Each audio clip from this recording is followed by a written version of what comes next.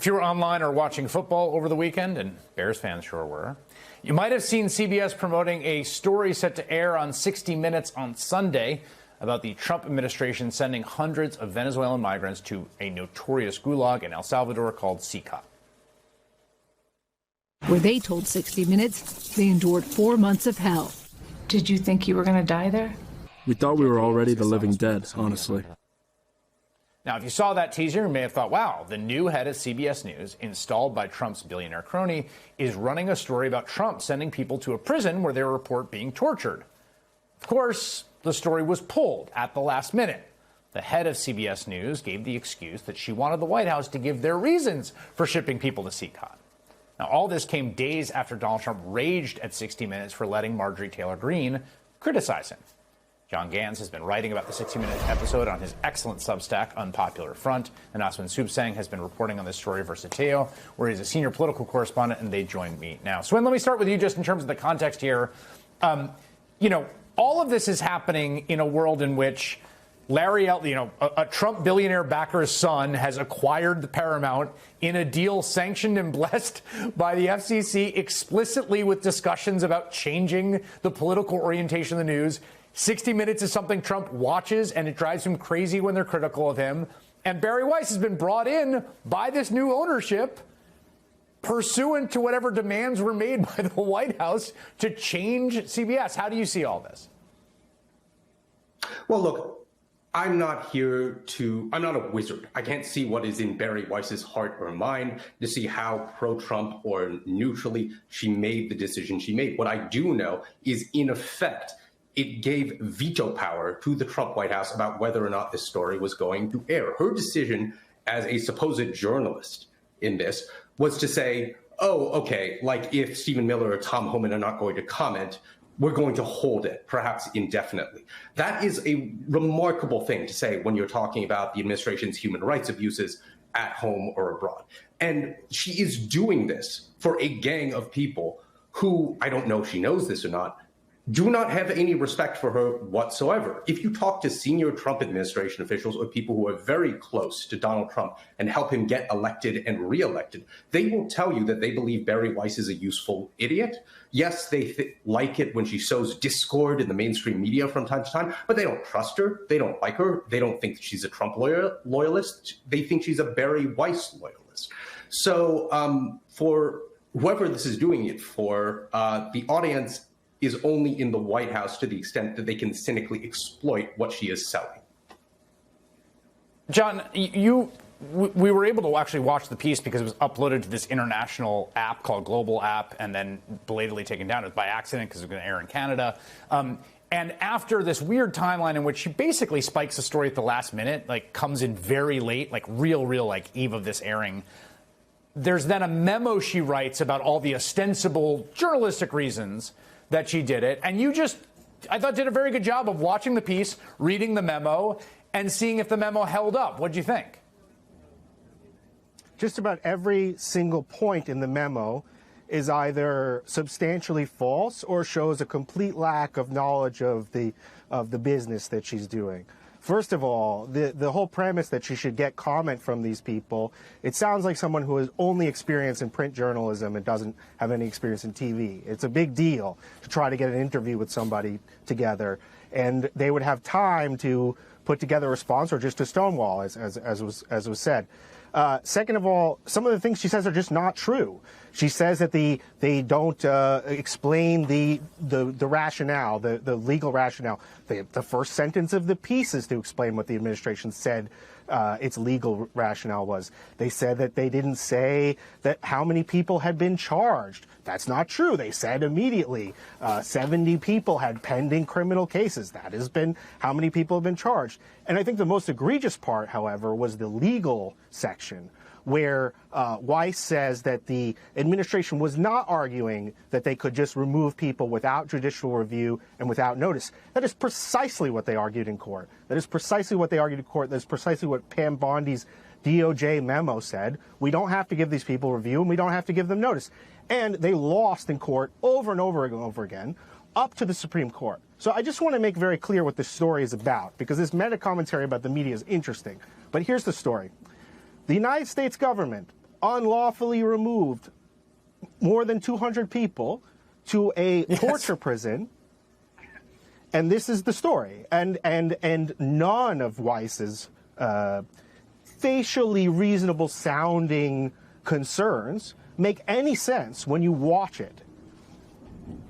Yeah, that's a great point. And one thing I do think is interesting, Swin, quickly here, is just that it does seem to me, if there's some small silver lining, is that we feel a long way from Kristi Noem posing in front of this human rights abomination with a Rolex watch or a fancy watch and like everyone kind of being so proud of what they're doing. Like, it doesn't seem like they're there right now anymore.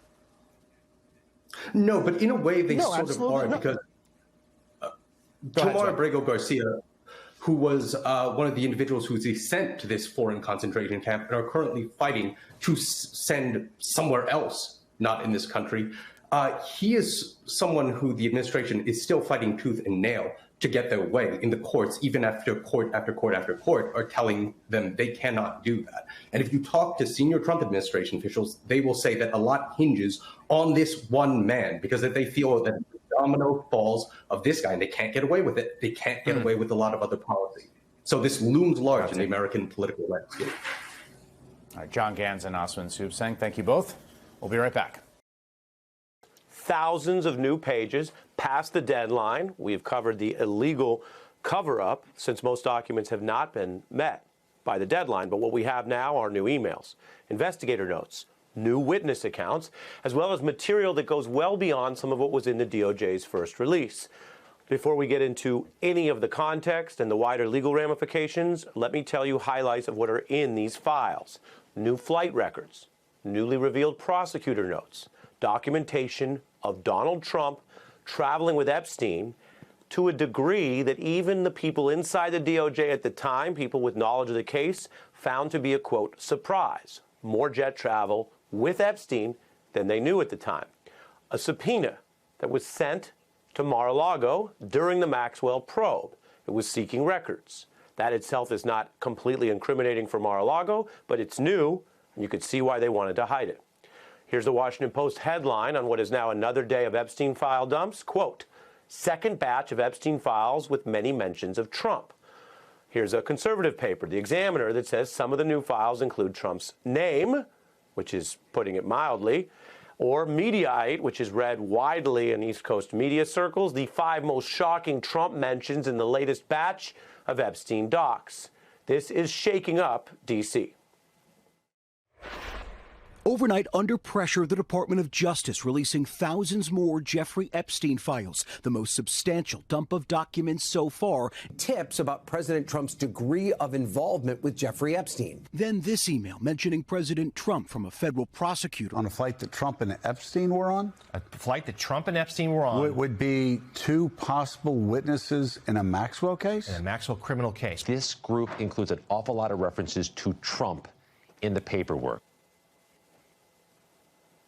Reporters, other people interested, obviously the members of Congress who demanded this by law have been going through this. At MS Now, we had people burning the midnight oil, even though it is, of course, a holiday week, as they went through these files, trying to verify, trying to make sense of it.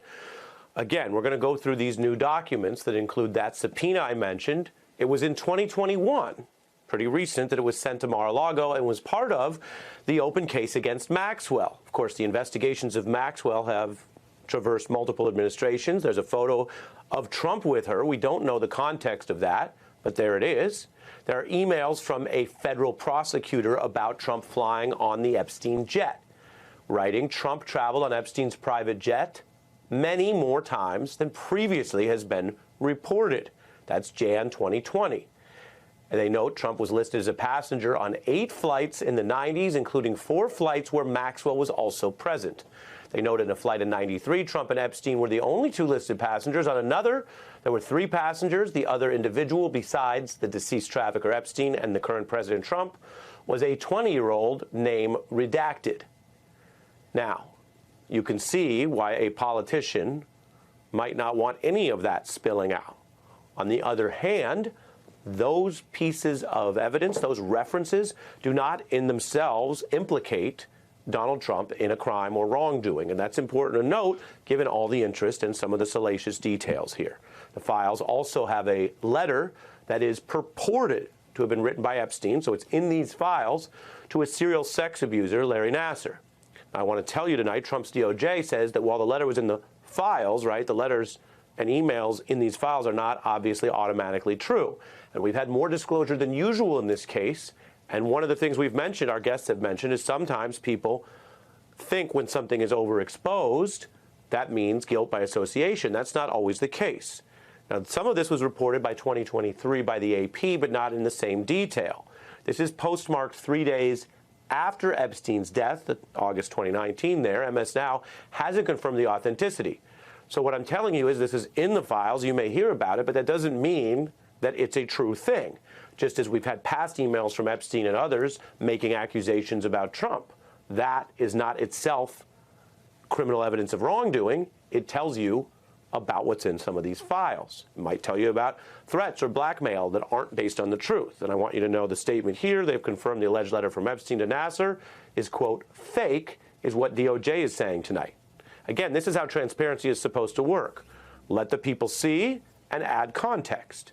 Some of these documents contain untrue and sensationalist claims made against Trump, they go on to say, discussing that as unfounded and false. Now, Trump's DOJ can, of course, add that context. What has been requested and now mandated under law is more information, not less. More documents, not hiding documents. And then you can add context. Now, the DOJ's handling of this release is peculiar. Those files posted yesterday were available for hours. Then they were removed at 8 p.m. Then they were reposted around midnight, which gives you an idea of what it's like to work at Trump's DOJ in this Christmas week. The files also reveal an email from an investigator who said they had a photo of Trump with Maxwell while searching Bannon's phone. Again, that's interesting to say the least. The investigator included the photo, but that was redacted. There was an uproar over the photos removed from the DOJ's website, which were also then restored.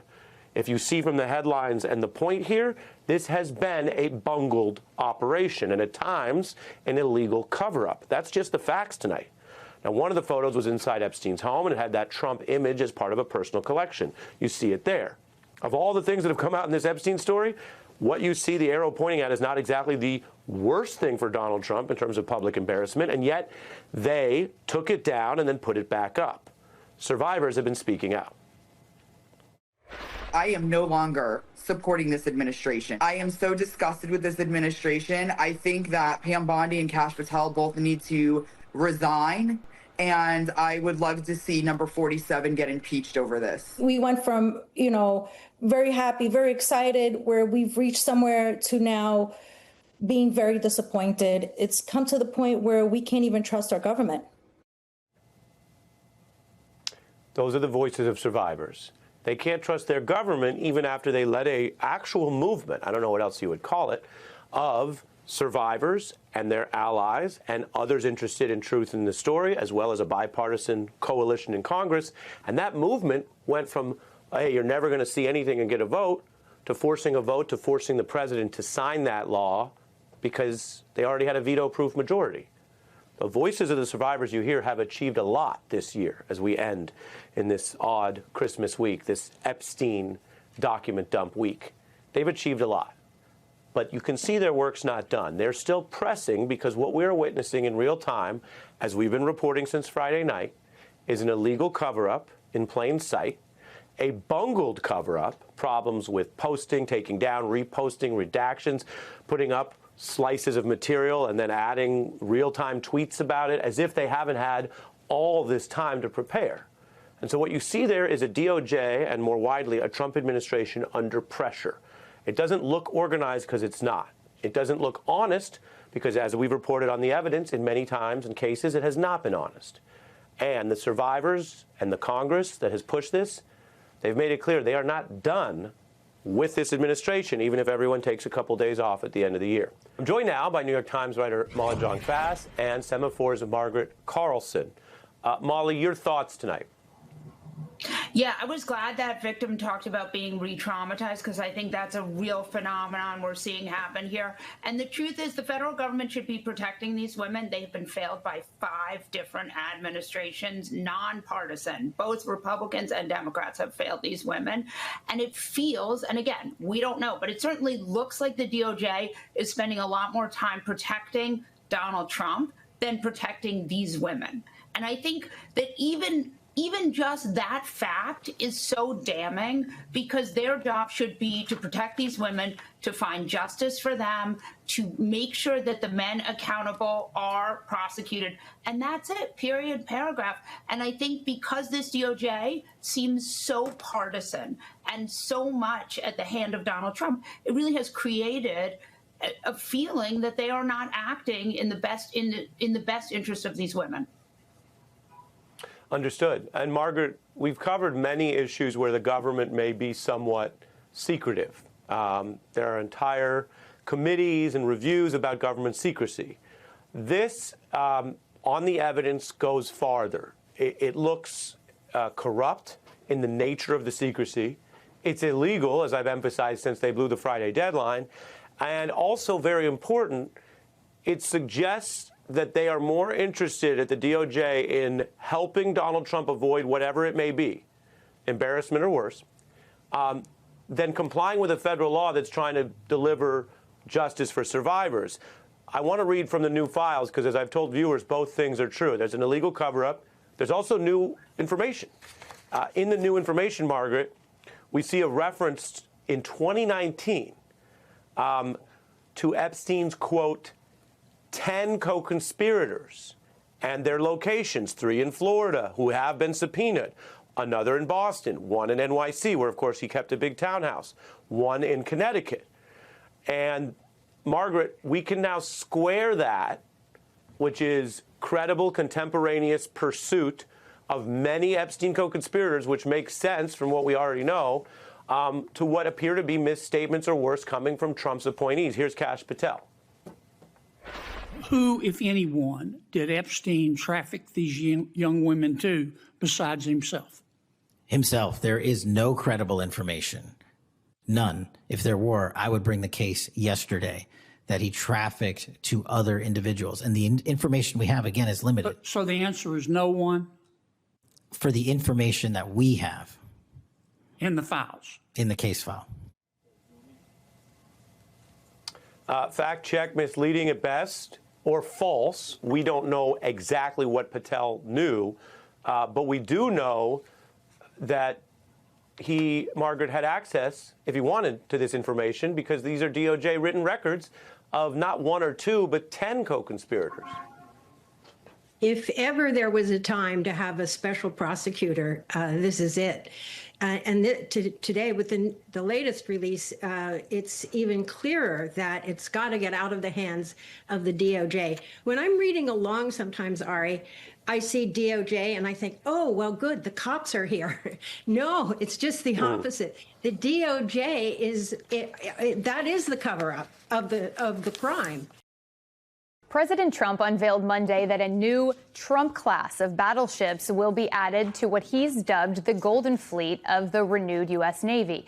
Trump said construction will begin on 2 steel battleships, the first of which will be called the USS Defiant. The announcement comes a month after the Navy scrapped similar plans, citing a need to build smaller surface combatant ships more quickly. Joining us now, MS Now national security reporter David Rode and staff writer for The Atlantic, Tom Nichols. David, the Navy hasn't built a battleship like this since roughly World War II. Is there a need for the fleet to be updated, as President Trump suggests? There is a need to update the fleet, but this isn't the right ship, according to experts, to counter China. This is all about countering China. And the reality for today's Navy is that you want long-range missiles. It's not big, giant battleship guns that you see in old films that are sort of firing before D-Day.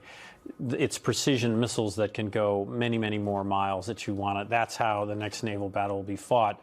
So this seems to be the president really pressuring the Navy and the Navy coming up with a solution that he supports. Why did he pick this then, if it doesn't seem like it's the right equipment? He spoke, I watched the presentation yesterday, and he sort of talked about how powerful they are and that countries will fear the United States. So it's optics. It's optics. He talked about that it could carry, frankly, these ships could carry a cruise missile that would have a nuclear warhead. But again, it's, one former admiral said this is exactly not the kind of ship we need. And, you might talk about this more. And then there's the price tag, which is roughly $5 billion per ship. So you have the price tag, and then do we have the workforce to get this done? And if we do, how long does it take to build something like this? So what critics say is that you can build smaller ships much faster. To the president's credit, he's trying to increase our capacity to build ships overall. So he says he can revitalize this, vastly expand the number of shipyards that can do this. But it's going to take years no matter what. It's not going to be a fast process. Tom, you describe this as Trump's vanity fleet. You say that this is more about a branding exercise than an actual strategy. Take us into that. He decided that he wanted a ship named after himself. He wanted a ship class named after himself. He is in love with the idea of battleships. He always has been. He thinks they're cool. This is, kind of like watching a 12-year-old talk about toys. And he said, build me a big ship and put my name on it. And the Navy saluted smartly and said, yes, sir. Now, whether any of this ever happens, whether the funding comes for it, I doubt that any of these things will be built. They make no sense. They would be the worst of all worlds. Not as big as a battleship, but bigger, too big to be of any, real use other than as a big, slow platform. It makes no sense at all, but this is part of what you're seeing with the president slapping his name on everything. He's it's the Donald Trump Institute of Peace. It's the Donald Trump John F. Kennedy Center. It's the Trump class destroyer. I mean, it's there's something really, sort of disturbing about this, but he's the president. And when he says, I want to build a ship, the Defense Department, which is being run by, another Trump sycophant, salutes and says, okay, we'll build you a ship. Okay, so David alluded to this just a moment ago. You also write about it in your column, that Trump is putting nuclear weapons back on U.S. Navy surface vessels, which actually reverses more than 30 years of U.S. policy. That sounds daunting. So from your breadth of experience, what's the significance of that?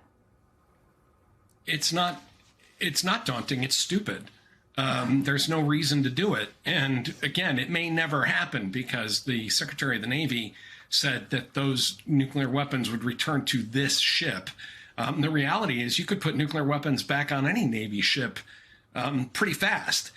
There's a reason we took them off. And for people that aren't familiar with this decision, this wasn't exactly a decision taken by, left-wing anti-nuclear activists. This decision was made by George H.W. Bush and Dick Cheney back in late 1991, and it was done pretty quickly after that in 92. The Navy, most surface warfare officers I've ever encountered, and I taught for 25 years at the Naval War College, don't want nuclear weapons on their ships. It's a real pain in the neck to have them. And they don't buy you very much. They don't do anything that submarine-launched nuclear weapons can't do. And they make you a target, and they make everybody on what should be a surface warfare vessel have to deal all day long with the reality of storing and securing and taking care of nuclear weapons. It's just a colossally dumb idea. That was even a dumb idea during the Cold War, and President Bush 41 was right to do it and get rid of them. So I want to pivot a little bit, David, and talk about yesterday's press conference. President Trump was asked about his strategy when it comes to his end game, when it comes to Venezuela. What he ended up doing was answering the question, talking about Colombia's president. What is his message when it comes to the efforts, the pressure campaign that's going on vis-a-vis Venezuela?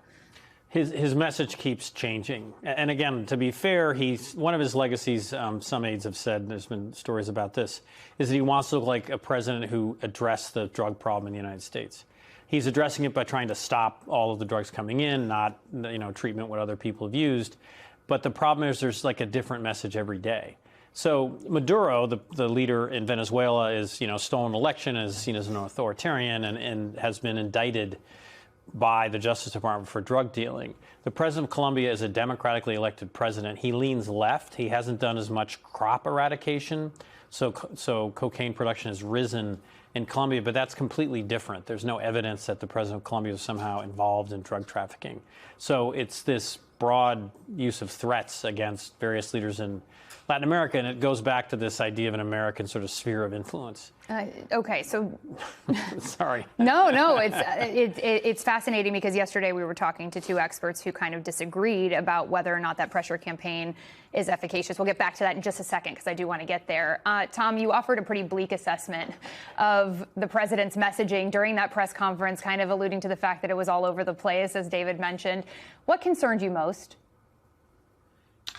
What concerns me is that he doesn't know what he's doing, doesn't know why he's doing it, and that he's, I think, becoming emotionally and mentally and physically unraveled. The question about Venezuela, he did pivot to Colombia, but then he started talking about immigration and, mental hospitals and asylums. And this is not... he's literally not capable of giving a coherent answer. And that, on most issues, Trump has been like this for a long time. But when you're talking about national security, when you're talking about building ships and nuclear weapons and potentially going to war here in the, close to home, you want a president who can explain these things in some coherent and clear way. And I don't think he can, because I think this is, again, all about his narcissistic issues, that he wants to be perceived as strong. He wants to be a wartime president. He wants to threaten other leaders in the hemisphere and tell them, at one point, I think he said, the president of Colombia, and I'm quoting, I think he said, has to watch his ass. These are not the comments and positions of a stable person who understands his own national security strategy. And it worries me a lot, because he's the commander-in-chief of the United States. Breaking a short time ago, the Supreme Court has blocked Donald Trump's effort to deploy National Guard troops to Illinois for now, saying he can only do so in exceptional circumstances. And the majority says current circumstances are far from exceptional. Quote, the government has failed to identify a source of authority that would allow the military to execute the laws in Illinois. In other words, Alicia, you can't do that. Were you surprised when you saw this ruling, Michael? Okay, so I'm going to be, yeah. I'm going to be honest, I was. Because this court has disappointed on so many other fundamentals of the law, from the Voting Rights Act to, you name it. And here we are in this moment with posse comitatus and the ability of states to really kind of define whether or not you can just federalize troops and bring them in.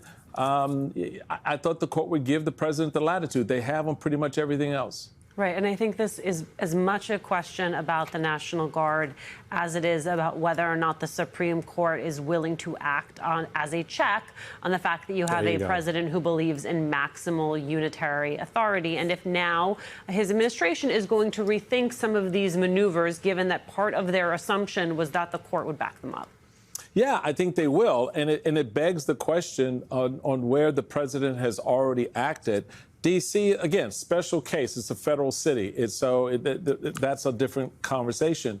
But when you look at other states like California and elsewhere, they have to change how they plan to deploy troops in those states, if at all. And so it's a shot across the bow. I think it's a good one. It's a healthy one. We'll see how much it works or sticks. I know, Maryland Corner, that every now and then you like to inch over to the New Jersey corner of this show. So let's play some sound from Representative LaMonica McIver, who returned to Delaney Hall months after the incident that led to DOJ bringing charges against her. Here she is.